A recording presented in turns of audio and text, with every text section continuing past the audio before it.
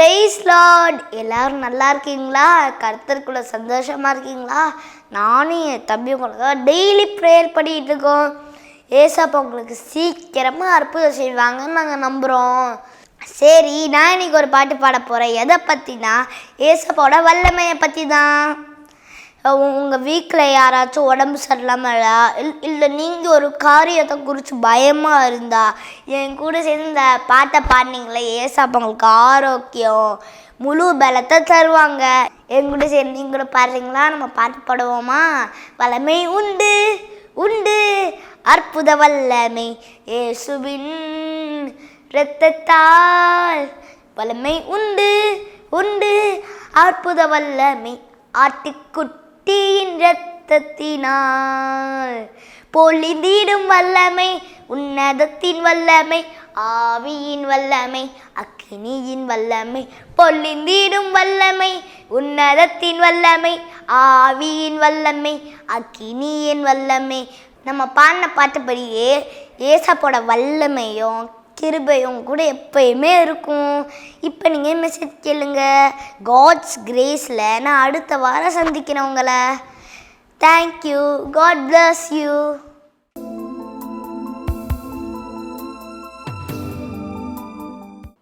அன்புள்ள இயேசு சுவாமியின் ஈடு இணையில்லா நாமத்தினாலே உங்கள் யாவருக்கும் டிவைன் மினிஸ்ட்ரீஸின் அன்பின் வாழ்த்துக்கள். எனக்கு அன்பானவர்களே, எப்படி இருக்கிறீங்க? கர்த்தருக்குள்ள சந்தோஷமாக இருக்கிறீங்களா? கடந்த வாரங்களில் நாம் சில பயங்களை குறித்து தியானித்தோம். தனிமை உணர்வினால் ஏற்படுகிற பயத்தை எப்படி மேற்கொள்வது என்பதையும், வறுமையினால் ஏற்படக்கூடிய பயத்தை, தோல்வியினால் ஏற்படக்கூடிய பயத்தை, தீய மனுஷரினால் ஏற்படக்கூடிய பயத்தை, பிசாசினால் ஏற்படக்கூடிய பயத்தை நாம் எப்படி மேற்கொள்வது என்பதை நாம் தியானித்தோம். இந்த வாரம் நாம் ஒரு 2 பயங்களை குறித்து தியானிக்க போகிறோம். அதை எப்படி மேற்கொள்வது என்பதை நாம் பார்க்க போகிறோம். முதலாவது, வியாதியினால் ஏற்படக்கூடிய பயத்தை எப்படி நாம் மேற்கொள்ள வேண்டும் என்பதை தியானிப்போம்.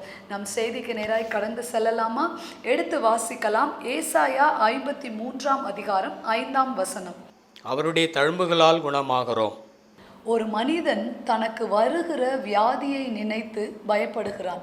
ஆம், எனக்கு அன்பானவர்களே, இந்த நோய் கிருமி கொண்டு வருகிற அந்த வியாதியை காட்டிலும் பயத்தினால் வருகிற வியாதி தான் அதிகமாக இருக்கிறது.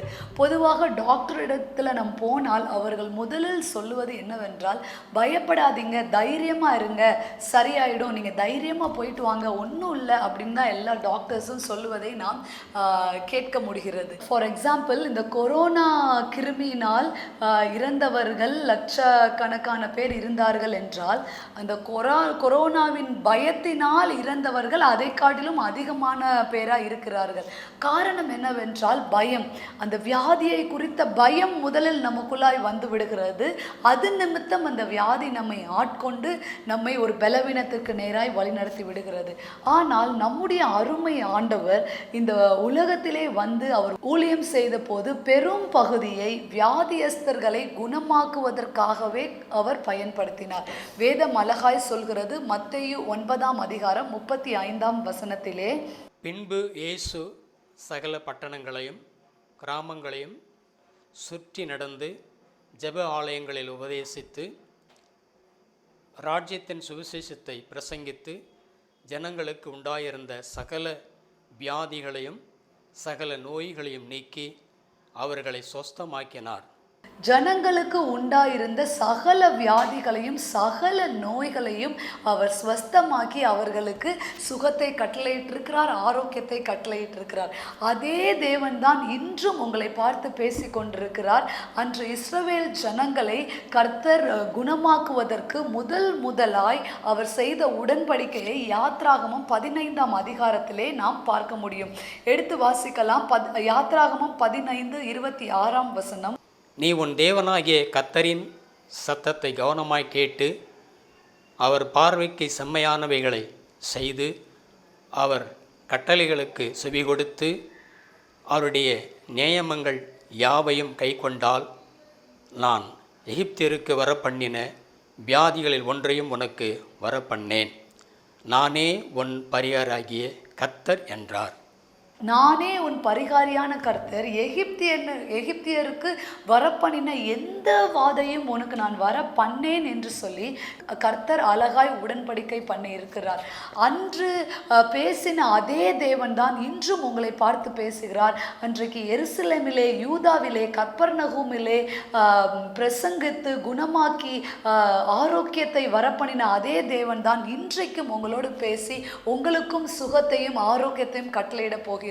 புதிய ஏற்பாட்டிலே நாம் பார்த்தோம் என்றால் நம்முடைய அருமை ஆண்டவராகிய இயேசு கிறிஸ்து நமக்காக சிலுவையை சுமந்தார், பலவீனங்களை ஏற்றுக்கொண்டார், நமக்கு சுகத்தை கட்டளையிட்டார். அதனால்தான் அவருடைய தழும்புகளினால் நாம் சுகமானோம் என்று சொல்லி நாம் வேதத்திலே வாசிக்கிறோம்.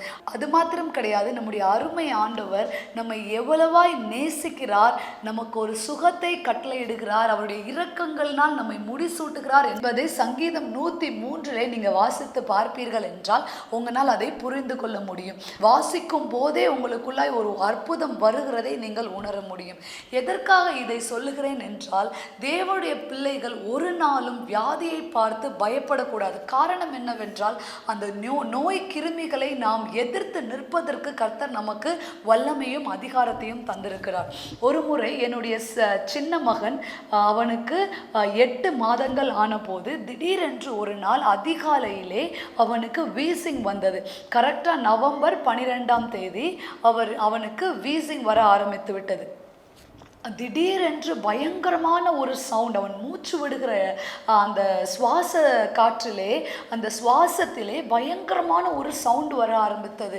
அவன் முழிக்கவில்லை, ஆனால் அவனோட மூச்சு வந்து அவன் ரொம்ப கஷ்டப்பட்டு விடுகிறதை எங்களால் காண முடிந்தது. உடனடியாக நாங்கள் ஹாஸ்பிட்டலுக்கு அழைத்து சென்றோம். அவனுக்கு இம்மீடியட்டாக நெப்ளைஸ் பண்ணாங்க. அந்த 4:30 நாங்கள் ஹாஸ்பிட்டல் போய்விட்டோம். 4:30 இருந்து காலையில் 7 மணி வரைக்கும் அந்த ஹாஸ்பிட்டலில் காத்திருந்து, ஸ்பெஷலிஸ்ட் வருகிற நேரம் வரைக்கும் காத்திருந்து அவனை காண்பித்து விட்டு மெடிசன்ஸ் வாங்கிட்டு நாங்கள் வீட்டுக்கு வருகிறதற்கு 8:30 மணி ஆகிவிட்டது. அதற்கு அந்த மெடிசன்ஸ் கொடுத்தாலும் கூட அந்த வீசிங் ப்ராப்ளம் அவனுக்கு குறையவே இல்லை.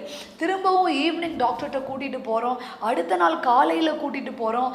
பேக் டு பேக் நெப்ளைசேஷன் பண்ணுறார்கள். அப்படின்ற முதல்ல ஒரு நெப்ளைஸ் பண்ணிவிட்டு திரும்ப ஒரு கொஞ்ச நேரம் கழித்து திரும்பவும் நெப்ளைஸ் பண்ணுகிறார்கள். ஆனாலும் திரும்ப வீட்டுக்கு வந்தால் அந்த வீசிங் வந்து குறையவே இல்லை. மூச்சு விடும்போது பார்த்தீங்கன்னா பயங்கரமான ஒரு சத்தம். ரொம்ப கடினமாய் முயற்சி பண்ணி தான், ரொம்ப கஷ்டப்பட்டு தான் அவன் மூச்சு விட முடியும். 8 மாத குழந்தை என்பதால் அவனை பார்க்கும் போதே ஒரு தாயாய் என்னுடைய உள்ளம் முழுவதாய் கலங்கிவிடும். என்ன செய்வதென்றே தெரியவில்லை. மெடிசன்ஸ் கொடுத்தாலும் எந்த ஒரு இம்ப்ரூவ்மெண்ட்டுமே இல்லை. ரொம்ப வேதனையோடு அவனை நாங்கள் திரும்ப ஒரு நாள் ஹாஸ்பிட்டல் கூட்டிகிட்டு போனப்போ அவன் மூச்சு விடுகிறதை பார்த்து, அந்த ஹாஸ்பிட்டலில் வெயிட் பண்ணுவாங்கல்ல, அவங்க எல்லாம் அவன் மூச்சு விடுகிறதை பார்த்து ஒரு மாதிரி பயந்து கலங்க ஆரம்பித்து விட்டார்கள். ஐயோ, இந்த குழந்தைக்கு என்ன இப்படி இருக்கு, இவ்வளோ சிவியரா இருக்கே என்று சொல்லி அவர்கள் பிள்ளைகளை கவனிப்பதை விட்டுவிட்டு இவன் அழுகிறதுனால் ஆஸ்டினை சமாதானப்படுத்தும்படி எல்லா பேரண்ட்ஸும் இவனோட பக்கத்தில் வந்து விட்டார்கள். இவனுக்கு நெப்ளைஸ் பண்ண இவனால் உட்கார முடியல. 8 மாதம் என்பதனால் அவனுக்கு சொல்லி புரிய வைக்கவும் முடியாது. அழுது கொண்டே இருந்தான். அதோடு சேர்த்து அந்த வீசிங் ப்ராப்ளம் வேறு. அன்றைக்கு ராத்திரி நாங்கள் மிகுந்த வேதனையோடு டாக்டரிடத்திலே அமர்ந்தோம். டாக்டர் சொன்னார், இந்த கடைசி முயற்சியாக இந்த ஒரு மெடிசனை நாம் கொடுப்போம், விசுவாசித்து தேவன் மேல் நம்பிக்கை வைத்து இந்த மெடிசனை நாம் கொடுப்போம், நிச்சயமாக இதில் பூரண சுகம் அவனுக்கு கிடைக்கும். இல்லாவிட்டால் அடுத்த ஆப்ஷன் என்னவென்றால் அந்த ஸ்ப்ரே வைப்பது தான், அந்த மவுத்தில் வந்து அந்த வீசிங்காக யூஸ் பண்ணுற அந்த ஸ்ப்ரே தான் வைக்க வேண்டும், வேறு வழியே கிடையாது என்று சொல்லி அனுப்பிவிட்டார். அன்றைக்கு ராத்திரியில் ஹாஸ்பிட்டலிருந்து என் மகனை நான் அழைத்துட்டு வரும்போது ஒரு தாயாய் என்னுடைய உள்ளம் மிகுந்த கவலையாக இருந்தது. என்னுடைய இருதயம் மிகவும் துக்கித்தது. என்ன செய்வதென்றே எனக்கு தெரியவில்லை. அவன் என்னோட மடியில் அமர வைத்து கொண்டு கண்ணீரினால் கர்த்தரிடத்தில் பேசிக்கொண்டே வந்தேன். நான் சொன்னேன், அப்பா, நீர் வேதத்திலே சொல்லியிருக்கிறீர், உம்முடைய தழும்புகளினால் நாங்கள் சுகமானோம் என்று சொல்லி சொல்லி, எங்களுக்காக நீர் சிலுவையை சுமந்தீர், உம்முடைய கடைசி சொட்டு ரத்தம் என்னுடைய அன்பு மகனுடைய சிரசின் மேல் விழ வேண்டும் ஐயா, உம்முடைய அந்த தழும்புகளினால் காணி பாய்ந்த அந்த கரத்தை என்னுடைய மகனுடைய சிரசின் மேலே நீங்கள் வையும் சுவாமி என்று சொல்லி நான் அழுது ஜெபித்து கொண்டே வந்தேன். எனக்கு அன்பானவர்களே, என்னுடைய கண்ணீர் என்னுடைய குழந்தையோட சிரசின் மேலே விழுந்து கொண்டே இருக்கிறது. நான் ஆண்டவரிடத்தில் சொன்ன காரியம் என்னவென்றால், அப்பா, நான் என்னுடைய 2 பிள்ளைகள் ஆஸ்டின் 2 பேரையும் உம்முடைய ஊழியத்துக்கென்றே நான் ஒப்பு கொடுத்திருக்கிறேன். உம்முடைய மகிமையை சொல்லுகிற அந்த நாவிலே, உம்முடைய துதியை பாடுகிற அந்த நாவிலே எந்த காரணத்து கொண்டும் சுவாசத்திற்காய் ஒரு மெஷின் அவனுக்கு வைக்கவே கூடாது சுவாமி. நீர் உம்முடைய சுவாசத்தை எங்களுக்குள்ளாய் அனுமதித்தீர். அதனால்தான் நாங்கள் ஜீவாத்மாவாக இன்றைக்கு இருக்கிறோம், இன்றைக்கு நிலை நிற்கிறோம் ஆண்டவரே. என்றைக்குமே அந்த சுவாச குழாயில் அவனுக்கு எந்த ஒரு பிரச்சனையும் வரக்கூடாதப்பா என்று சொல்லி கண்ணீரினால் நான் கண்ணீர் நிறைந்த ஜெபத்தை ஏறெடுத்துக்கொண்டே நான் வீட்டிற்கு வந்தேன். எனக்கு அன்பானவர்களே, வீட்டிற்கு வந்த பிற்பாடு அந்த மெடிசனை நன்றாக குடும்பமாய் நாங்கள் இணைந்து ஜெபித்து, தேவனே உம்முடைய தழும்புகளினால் நாங்கள் சுகமானோம் என்று சொல்லி விசுவாசிக்கிறோம். இன்றைக்கு இந்த மருந்திலே உம்முடைய ரத்தம் கலக்கப்பட்டு அவனுடைய சரீரத்திற்குள்ளாய் செல்லும் போது அந்த சுவாச குழாயில் இருக்கிற அந்த எல்லா பிரச்சனைகளிலிருந்து என்னுடைய மகனுக்கு பூரண விடுதலை உண்டாக வேண்டும் என்று சொல்லி பாரத்தோடு நாங்கள் குடும்பமாக இணைந்து ஜெபித்தோம். எனக்கு அன்பானவர்களே, அன்றைக்கு ராத்திரியிலே கர்த்தர் அவனுக்கு ஒரு பூரண சுகத்தை தந்து விட்டார். அன்றோடு அந்த வீசிங் ப்ராப்ளம் நின்று விட்டது. இவனுக்கு இவ்வளவு சிவியராய் வீசிங் இருந்தது என்ற அறிகுறியே இல்லாதபடிக்கு கர்த்தர் ஒரு பூரண சுகத்தை தந்து விட்டார். அதிலிருந்து இன்று வரைக்கும் அந்த வீசிங் என்ற ப்ராப்ளம் என்னுடைய மகனுக்கு வராதபடி கர்த்தர் பாதுகாத்து கொண்டார். டாக்டர் சொன்னது 1 வருடம் அவனுக்கு வீசிங் வராமல் நீங்கள் பாதுகாக்க வேண்டும், அதற்கு பின்பாக அவனுக்கு எப்பொழுதுமே வராது என்று சொல்லிவிட்டார். கர்த்தர் சுகமளித்தார் என்றால் அது நித்தியமான நிரந்தரமான சுகமாயிருக்கும். கர்த்தர் அற்புதம் செய்தார் என்றால் அந்த பலவீனத்திற்குரிய அறிகுறியே இல்லாதபடி கர்த்தர் பூரண சுகத்தை தருவார் என்று சொல்லி நாங்கள் விசுவாசித்தோம். அதே போல இன்று வரைக்கும் அந்த வீசிங் என்ற அறிகுறியே அவனுக்கு இல்லாதபடி கர்த்தர் அவனை சுகமாய் ஆரோக்கியமாய் வைத்திருக்கிறார். எதற்காக இந்த சாட்சியை உங்களிடத்துல நான் ஷேர் பண்ணினேன் என்றால், சில வேளைகளை நமக்கு நெருக்கமானவர்கள், நம்ம உடன் பிறந்தவர்களாக இருக்கலாம், உங்களுடைய பிள்ளைகளாக இருக்கலாம், இல்லை பெற்றோர்களாக இருக்கலாம், வியாதிப்பட்டு பலவீனமாக இருக்கும்போது நாம் என்ன செய்வது என்றே அறியாமல் நம் இருதயம் கலங்கி போய் நின்று விடுவோம். நாம் அழுது கொண்டே இருப்போம். நம்முடைய வேதனையை மற்றவர்களிடத்தில் நாம் ஷேர் பண்ணுவோம். அந்த வியாதியை குறித்த ஒரு பயம் நமக்குள்ளாய் வந்துவிடும். அந்த நேரங்களில் நாம் என்ன செய்ய வேண்டும் என்றால், அந்த நோய் கிருமிக்கு விரோதமாய் நாம் செபிக்க பழக வேண்டும். காரணம் என்னவென்றால், நம்முடைய அருமை ஆண்டவராக இயேசு கிறிஸ்துவானவர் நம்முடைய பலவீனங்கள் எல்லாம் ஏற்றுக்கொண்டு நம்முடைய நோய்களை சிலுவையிலே சுமர்ந்து தீர்த்து விட்டார். அவருடைய தழும்புகளினால் நாம் சுகமாகிறோம் என்ற விசுவாசம் நமக்குள்ளாய் எப்பொழுதும் காணப்பட வேண்டும். என அன்பானவர்களே, இந்த வியாதியின் நேரம் அன்றைக்கு என்னுடைய மகன் இந்த வீசிங் என்ற பலவீனத்தினால் கஷ்டப்படும் போது அந்த நேரத்திலே அந்த சுவாச குழாயில் இருக்க கிருமிகளுக்கு விரோதமாக நாங்கள் ஜெபித்தோம். குடும்பமாக இணைந்து ஜெபித்தோம். அந்த ஜெபத்தை கர்த்தர் கனம் பண்ணி அன்று இரவே அவனுக்கு ஒரு பூரண சுகத்தை தந்து விட்டார். அதே தேவன் தான் இன்றைக்கு உங்களோடும் பேசி கொண்டிருக்கிறார். ஒருவேளை உங்கள் வீட்டில் பலவீனப்பட்டு வியாதியின் படுக்கையில் இருக்கிறவர்களை நீங்கள் பார்க்கலாம், இல்லை உங்களுக்கு தெரிந்தவர்கள் பலவீனம் அடைந்தவர்களை, வியாதி படுக்கையில் இருக்கவர்களை நீங்கள் பார்க்க முடியும். அவர்கள் எந்த பலவீனத்தினால் பாதிக்கப்பட்டிருக்கிறார்களோ அந்த நோய் கிருமிக்கு விரோதமாய் நீங்கள் ஜெபிக்கும் போது கர்த்தர் நிச்சயமாகவே உங்களுடைய கரங்களிலே சுகமளிக்கிற வல்லமையை கர்த்தர் அனுமதிப்பார். காரணம் என்னவென்றால், அவருடைய தழும்புகளினால் நாம் சுகமானோம் என்ற விசுவாசம் நமக்குள்ளாய் இருப்பதினால் தான். எனக்கு அன்பானவர்களே, இன்றைக்கு ஆண்டவர் உங்களிடத்துல சொல்லுகிற காரியம் என்னவென்றால், வியாதியை பார்த்து நீங்க ஒரு நாளும் பயப்படக்கூடாது. தேவ பிள்ளைகளுக்கு வியாதியை பார்த்து ஒரு பயம் இருக்கவே கூடாது. அந்த நோய் கிருமியை எதிர்த்து நாம் ஜெபிக்க வேண்டும். நாம் ஜெபிக்கும் போது கர்த்தர் பூரண சுகத்தை தருவார் என்ற விசுவாசமும் நமக்குள்ளாய் காணப்பட வேண்டும். காரணம் என்னவென்றால், நமக்கு ஒரு சுகமளிக்கிற வல்லமையை கர்த்தர் நமக்குள்ளாய் வைத்திருக்கிறார். அந்த சுகமளிக்கிற வல்லமையை நாம் அனல் மூட்டி எழுப்பும் போது எப்படிப்பட்ட வியாதியா இருந்தாலும் தேவனுடைய தழும்புகளினால் நமக்கு சுகம் உண்டாகும். அதுதான் உண்மை. எனக்கு அன்பானவர்களே, நீங்க விசுவாசத்தோடு ஜெபிங்க. கர்த்தர் நிச்சயமாய் உங்க பலவீனங்கள் எல்லாவற்றையும் மாற்றுவார்.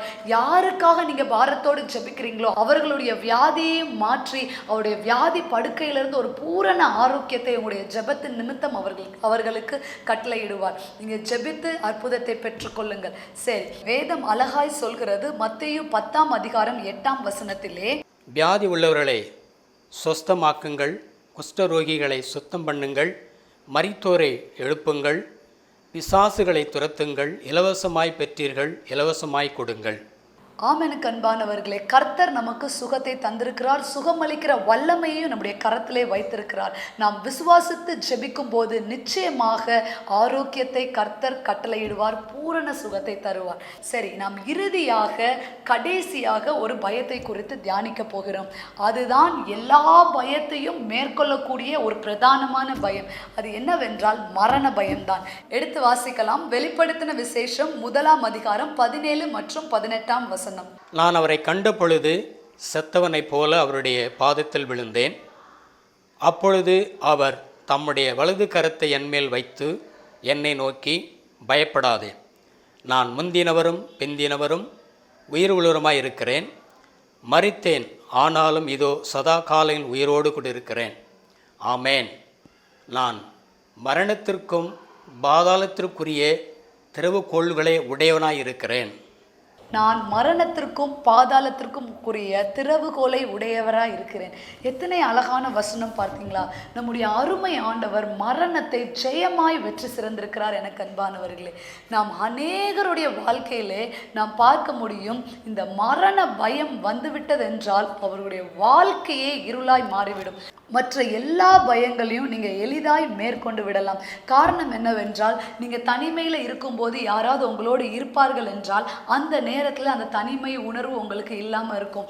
தீய மனுஷர்களை நீங்கள் அவாய்ட் பண்ணிட்டீங்கன்னா அவங்கக்கிட்ட நீங்கள் போகவே முடியாது.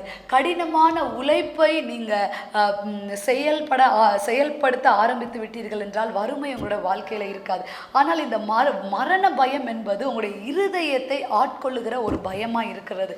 அந்த மரண பயம் வந்துவிட்டது என்றால் வாழ்க்கையில் ஒரு ஸ்டெப்பு கூட நீங்கள் முன்னாடி போக முடியாது. எனக்கு அன்பானவர்களே, அநேக ஊழியர்கள் சொல்லுவதை நான் கேள்விப்பட்டிருக்கிறேன். குறிப்பாக இந்த ஜெயில் ஊழியம் செய்யும் போது இந்த தூக்கு தண்டனை கைதிகளை அவர்கள் தூக்கு தண்டனை கைதிகளுக்காக ஜெபிக்கும்படி செல்வார்களாம். அப்போ அந்த கைதிகள்லாம் அவர்களிடத்துல சொல்லுகிறது என்னவென்றால், ஐயா, இந்த தூக்கு தண்டனை விட இந்த தூக்கு தண்டனைக்காக காத்திருக்கிறது தான் மிகப்பெரிய கொடிய பயமாக இருக்கிறது, பெரிய தண்டனையா இருக்கிறது என்று சொல்வார்களாம். காரணம் என்னவென்றால், அந்த மரண தேதியை குறித்து விட்டார்கள். அந்த தேதியை நோக்கி அவர்கள் பயணப்படும் போது ஒவ்வொரு நாளும் அந்த மரண பயம் அவர்களை ஆட்கொள்ளும். என அன்பானவர்களே, ஆனால் தேவனுடைய பிள்ளைகளுக்கு அப்படிப்பட்ட பயம் இருக்கவே கூடாது. தேவ பிரசன்னம் எப்பொழுதும் நமக்கு முன்பாக நம்மை ஆட்கொண்டு இருக்கும் என்றால் இந்த மரண பயம் ஒரு நாளும் நம்ம கிட்ட நெருங்க முடியாது. அதை அறிந்ததினால்தான் தாவீது உற்சாகத்துடன் சொல்லுகிறார். சங்கீதம் 23:4ஆம் வசனத்திலே, நான் மரண இருளில் பள்ளத்தாக்கிலே நடந்தாலும் பொல்லாப்புக்கு பயப்படேன். தேவரீர் என்னோடு கூட இருக்கிறீர், உமது கோலும் உமது தடியும் என்னை தேற்றும். தேவரீர் என்னோடு இருக்கிறீர், உமது கோலும் தடியும் என்னை தேற்றும். ஆமென். அன்பானவர்களே, ஆண்டவர் நம்மளோடு இருக்கும்போது கர்த்தர் நிச்சயமாகவே நம்மை தேற்றுகிற ஒரு தேவனாய் இருக்கிறார். ஒரு நாள் இந்த மரணத்தை குறித்த பயம் நம்மை ஆளுகை செய்யவே முடியாது. ஆனால் வேதம் அழகாய் சொல்லுகிறது, பரிகரிக்கப்படும் கடைசி சத்துரு மரணம் என்று சொல்லிதான். ஆமெனுக்கு அன்பானவர்களே, நம்முடைய அருமை ஆண்டவராகிய இயேசு கிறிஸ்துவானவர் மரணத்தை ஜெயமாய் வெற்றி சிறந்தார். மரணமே உன் கூரெங்கே, பாதாளமே உன் ஜெயமெங்கே என்று சொல்லி வெற்றி முழக்கம் விட்டு உயிரோடு எழும்பின தேவனை தான் நாம் ஆராதித்து கொண்டிருக்கிறோம். அதே தேவன் தான் இன்றும் உங்கள் மத்தியிலே பேசி கொண்டிருக்கிறார். ஆகையால் தேவனுடைய பிள்ளைகளாய் இருக்கிற நமக்குள்ளாய் மரண பயம் வரவே கூடாது. எப்பொழுதெல்லாம் இந்த மரணத்தை குறித்த ஒரு சிந்தனை உங்களுக்குள்ளாய் வருகிறதோ உடனடியாய் முழங்கால் படியிட்டு ஜெபிக்க பல வேண்டும். தேவனிடத்திலே அவருடைய தேவனுடைய பிரசன்னத்திற்காக நம்முடைய இருதயம் வாஞ்சிக்க வேண்டும். எப்பொழுதுமே தேவனுடைய பிரசன்னத்தினால் நீங்கள் நிரம்பினவர்களாய் காணப்படுவீர்கள் என்றால் இந்த மரண பயம் ஒருபோதும் உங்களை ஆட்கொள்ள முடியாது. எனக்கு அன்பானவர்களே, இந்த கொரோனா காலகட்டத்திலே நிறைய பேர் கொரோனாவினால் பாதிக்கப்பட்டதை நாம் தினந்தோறும் செய்திகளில் கேட்டோம். நாம் செய்தியிலே கேட்கும் போது அவர்களுக்காக நாம் பாரத்தோடு ஜெபிக்கிறோம். நமக்கு அது ஒரு ஜெபக்குறி அனுபவிப்பாக இருக்கிறது. அதே சமயத்திலே நமக்கு சொந்தமான ஒருவர், நமக்கு நெருங்கின உறவினராக இருக்கிற ஒருவர், நம்மோடு நெருக்கமாக இருக்கிற ஒருவர் இந்த கொரோனாவினால் பாதிக்கப்பட்டார் என்று நீங்கள் கேள்விப்பட்ட உடனே நம்முடைய இருதயத்திலே வருகிற முதல் அறிகுறி மரண பயம் மட்டும்தான்.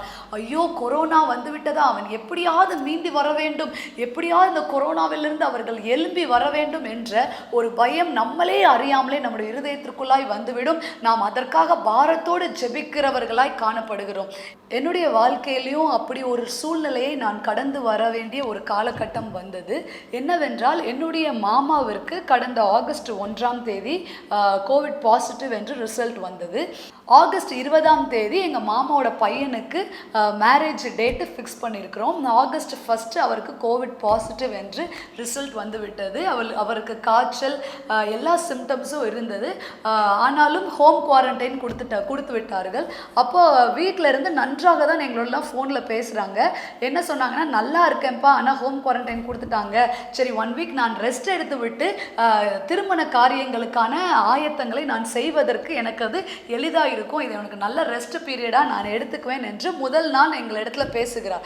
அடுத்த நாள் காலையில் நாங்கள் ஃபோன் பண்ணி மாமா எப்படி இருக்கிறாங்க என்று கேட்டபோது என்னோட மாமா பையன் சொல்லுகிறான், அவர் ரொம்ப சீரியஸ் கண்டிஷனில் பாத்ரூமில் மயங்கி விழுந்து ஹாஸ்பிட்டலுக்கு கூட்டிகிட்டு போய்கிட்டு இருக்கோம் என்று சொல்லிவிட்டான். ஓவர் நைட்டில் அவருடைய சரீரம் முழுவதும் பலவீனமாய் மாறிவிட்டது. அவரால் எழும்ப முடியாதபடி அன்கான்ஷியஸ் நிலைமைக்கு அவர் போய்விட்டார். உடனடியாக ஹாஸ்பிட்டலில் போய் அட்மிட் செய்து விட்டார்கள். செய்துவிட்டு அவருக்கு செக் பண்ணி பார்த்தா ஆக்சிஜன் லெவல் வந்து 83, 84, 85 ஃப்ளக்சுவேட்டிங்லே இருக்குது. அதற்கு மேலாக ஆக்சிஜன் இம்ப்ரூவ் ஆகவே இல்லை. சரி, ஆக்சிஜன் மாஸ்க் வச்சு மெடிசன்லாம் போட்டு அடுத்த நாள் செக் பண்ணாலும் அதே மாதிரி தான் அவருக்கு ஆக்சிஜன் மாஸ்க் வச்சாலும் கூட 90க்கு மேலே அவருக்கு ஆக்சிஜன் லெவல் இன்க்ரீஸ் ஆகவே இல்லை.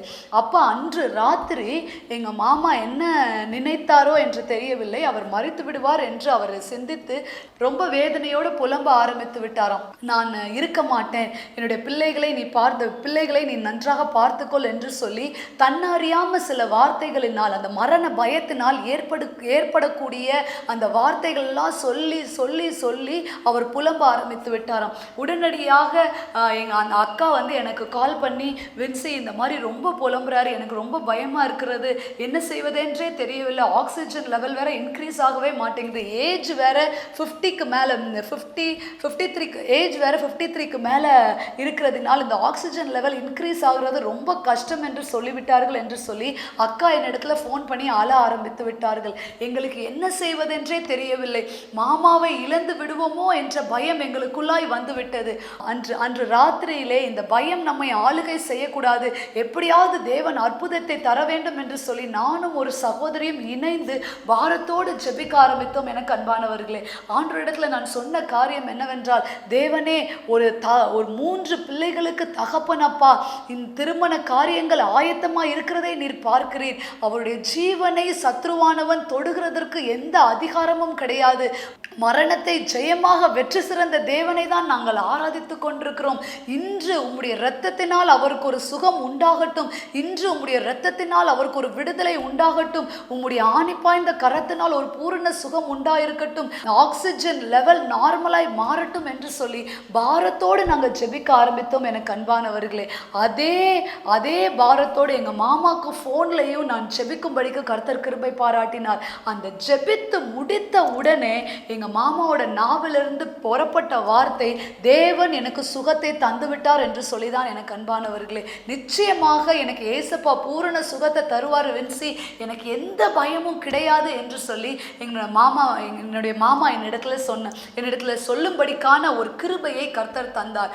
அன்றைக்கு நான் அவர்களிடத்துல சொன்ன வார்த்தை என்னவென்றால், நிச்சயமாக அடுத்த முறை ஆக்சிஜன் நீங்க டெஸ்ட் பண்ணும்போது 95க்கு வந்திருக்கும், இன்னும் 2 நாட்கள்ல உங்களுக்கு டிஸ்சார்ஜ் சொல்லிடுவாங்க, நீங்க தைரியமா இருங்க, தேவன் உங்களுக்கு சுகத்தை தந்து விட்டார், மரண பயம் உங்களை ஆளுகை செய்ய முடியாது, காரணம் மரணத்தை ஜெயமாக வெற்றி சிறந்த தேவனை தான் நாம் ஆராதிக்கிறோம். நீங்க இந்த வார்த்தையை அறிக்கை செய்து கொண்டே இருங்க, மரணமே உன் கூரெங்கே, பாதாளமே உன் ஜெயமெங்கே என்று சொல்லி நம்முடைய தேவன் மரணத்தை ஜெயமாய் வெற்றி சிறந்திருக்கிறார். அதனால் மரண பயம் உங்களை ஆளுகை செய்ய முடியாது. உங்களுக்கு இன்னைக்கு சுகம் உண்டா உண்டாயிற்று. நீங்க விசுவாசத்தோட அறிக்கை செய்யுங்க, நாளைய தினம் உங்களுக்கு அற்புதத்தின் நாளாய் இருக்கும் என்று சொல்லி அவர்களிடத்துல பேசிவிட்டு நான் வைத்து விட்டேன்.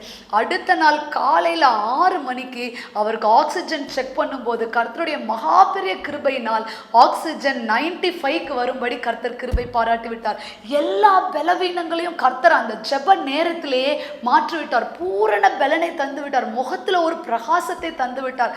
அக்கா எனக்கு போன்ல சொல்றாங்க, வின்சி அவருடைய முகமே மாறிட்டு, நீ நம்ம நைட்டு செஞ்ச ஜெபத்துல ஒரு பெரிய அற்புதம் எங்களுக்கு உண்டாயிருச்சு, எல்லா பலவீனமும் மாறி அவர் எழுப்பி உட்கார்ந்து எனக்கு சாப்பாடு வேணும் என்று கேட்டு சாப்பிட ஆரம்பித்து விட்டார் என்று சொல்லி அவர்கள் மகிழ்ச்சியோடு கர்த்தருடைய நாமத்தை மகிமைப்படுத்தினார்கள். எதற்காக இதை நான் உங்களிடத்துல சொல்கிறேன் என்றால், இந்த மரண பயம் ஒரு மனிதனுக்குள்ளாய் வந்துவிட்டது என்றால் அதை எளிதாய் மேற்கொள்ள முடியாது என கண்பானவர்களே. அந்த நேரத்திலே அநேக வார்த்தைகள் நம்மளே அறியாமல் நம்முடைய நாவிலே புறப்படுகிறதை நாம் காண முடியும். அப்படி தேவனுடைய பிள்ளைகள் இருக்கவே கூடாது. இந்த மரணத்தை குறித்து ஒரு சிந்தனை வந்தது என்றால் இம்மீடியட்டாக உன்னதமான தேவனுடைய ஊழியராகிய மூடி அவருடைய மரணத்தை குறித்து என்ன சொல்வார் தெரியுமா? மரணம் என்பது என்னுடைய முடிசூட்டு விழா என்று சொல்லுவார். ஆமென கண்பானவர்களை, நாம் சரீரத்திலே செத்தவர்களாக காணப்பட்டாலும் நம் ஆத்மாவிலே நம்ம ஆண்டவரோடு ஜீவனோடு இருக்கிறோம். நமக்கு மரணமே கிடையாது. என்றென்றும் நம்முடைய ஆன்மாவிலே நாம் ஜீவித்து கர்த்தருடைய நாமத்தை நாம் துதித்து கொண்டே இருக்கிறவர்களாய் காணப்படுகிறோம். தேவனுடைய பிள்ளைகள் என்றைக்குமே மரணத்தை பார்த்து பயப்படவே கூடாது.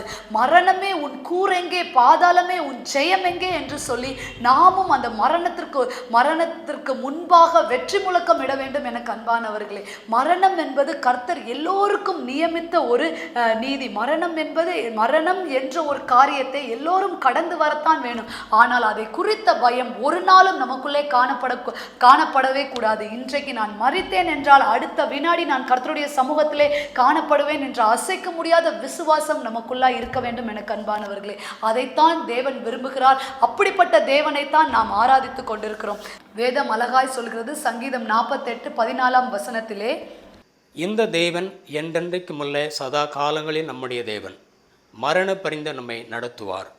வேதத்திலே தாவீது ராஜாக்கு விரோதமாக இந்த மரண காரியங்கள் அவரை சூழ நிற்கும் போது அவர் ஒருபோதும் பயப்படவில்லை. வேதத்திலே அழகாய் அவர் சொல்லுகிறதை நாம் காண முடியும். சங்கீதம் 27:3 எனக்கு விரோதமாக ஒரு பாளையம் இறங்கினாலும் என் இருதயம் பயப்படாது, என் மேல் யுத்தம் எழும்பினாலும் இதிலே நான் நம்பிக்கையாய் இருப்பேன். எனக்கு விரோதமாக ஒரு பாளையம் இறங்கினாலும் என் இருதயம் பயப்படாது. அப்ப எவ்வளவு நம்பிக்கை அவருக்கு இருந்திருக்கும். மரணத்தை குறித்து ஒரு துளி கூட அவருக்குள்ளாய் பயம் காணப்படவில்லை. நாமும் அப்படிதான் இருக்க வேண்டும் என கண்பானவர்களே. காரணம், நாம் ஆராதிக்கிற தேவன் ஜீவனுள்ளவர். இந்த தேவன் என்றென்றைக்கும் உள்ள சதா காலங்களிலும் நம்முடைய தேவனாய் இருக்கிறார். ஒரு நாளும் நம்மை கைவிட மாட்டார் என கண்பானவர்களே. அதனால் இந்த மரணத்தை குறித்த பயம் உங்களுக்குள்ளாய் காணப்படும் என்றால் இன்றோடு அதற்கு ஒரு முற்றுப்புள்ளி வைத்துவிட்டு கர்த்தருக்காக ஜெயகம்பீரமாய் முன் செல்ல பிரயாசப்படுங்க. உங்களுடைய வாழ்க்கையில பூரண ஆசீர்வாதத்தை கர்த்தர் கட்டளையிடுவார். வேதம் அழகாய் சொல்கிறது, ஏசாயா 25:8 அவர் மரணத்தை ஜெயமாக விழுங்குவார். கர்த்தராகிய தேவன் எல்லா முகங்களும் இருந்து கண்ணீரை துடைத்து தமது ஜனத்தின் நிந்தையை பூமியில் இராதபடிக்கு முற்றிலும் நீக்கிவிடுவார். கர்த்தரே இதை சொன்னார். தமது ஜனத்தின் நிந்தையை பூமியில் இராதபடி கர்த்தர் நீக்கிவிட்டார். கர்த்தரே இதை சொன்னார். இன்றைக்கு கர்த்தர் உங்களை பார்த்து சொல்லுகிற காரியம் என்னவென்றால், உங்களுடைய நிந்தையை இந்த பூமியிலிருந்து கர்த்தர் நீக்கிவிட போகிறார். ஒரு நாளும் மரணத்தை குறித்த பயம் உங்களுக்குள்ளாய் காணப்படக்கூடாது என்ற எண்ணத்தோடு நீங்கள் ஜெபிக்க பழகுங்க. விசுவாசத்தோடு ஜெபிங்க. தேவ பிரசன்னத்தை உணர்ந்தவர்களாய் இருங்க. நிச்சயமாகவே எப்படிப்பட்ட மரண இருளின் பள்ளத்தாக்கிலே நீங்கள் நடந்தாலும் தேவரீருடைய கோலும் தடியும் உங்களை தேற்றி உங்களுக்கு ஆரோக்கியம் வரப்பண்ணி உங்களுக்கு ஆசீர்வாதத்தை கட்டளையிடும் என்பதுதான் உண்மை என அன்பானவர்களே. நீங்கள் செய்வீர்களா? கர்த்தருடைய சமூகத்திலே அவருடைய பிரசன்னத்தை நாடி நீங்கள் ஜெபிப்பீர்களா? அப்படி நீங்கள் செய்வீர்கள் என்றால் பூரண ஆசீர்வாதத்தை உங்களுடைய ஜீவனுள்ள நாள் வரைக்கும் நீங்கள் சுதந்திரிக்கும்படி கர்த்தர் கிருபை பாராட்டுவார். நாம் ஜெபிக்கலாமா? கண்களை மூடி ஜெபிப்போமா? அன்புள்ள இயேசு சுவாமி, கோடி ஸ்தோத்திரம் அப்பா. தகப்பனே, இன்று செய்தியிலே வியாதியை குறித்த பயத்தை நாங்கள் எப்படி மேற்கொள்ள வேண்டும் என்பதை குறித்தும், மரண பயம் எங்களை ஆட்கொள்ளும் போது அதை எப்படி நாங்கள் எதிர்த்து ஜெபிக்க வேண்டும் என்பதை குறித்தும் என் தேவன் நீர் அழகாய் பேசியிருக்கிறீர் சுவாமி. இன்றைக்கு எத்தனை பேர் வியாதி படுக்கையிலிருந்து இந்த செய்தியை கேட்டார்களோ, எத்தனை பேர் வியாதி படுக்கையில் இருக்கிறவர்களுக்காக ஜெபித்து கொண்டு இந்த செய்தியை கேட்டார்களோ, ஜெபித்தார்களோ, அத்தனை பேருக்கும் என் தேவன் பூரண ஆரோக்கியத்தை கட்டளையிடும்படியாய் நான் ஜெபிக்கிறேன் சுவாமி. உம்முடைய தழும்புகளினால் நாங்கள் சுகமானோம் என்று சொல்லி விசுவாச அறிக்கையை நாங்கள் செய்கிறோம்.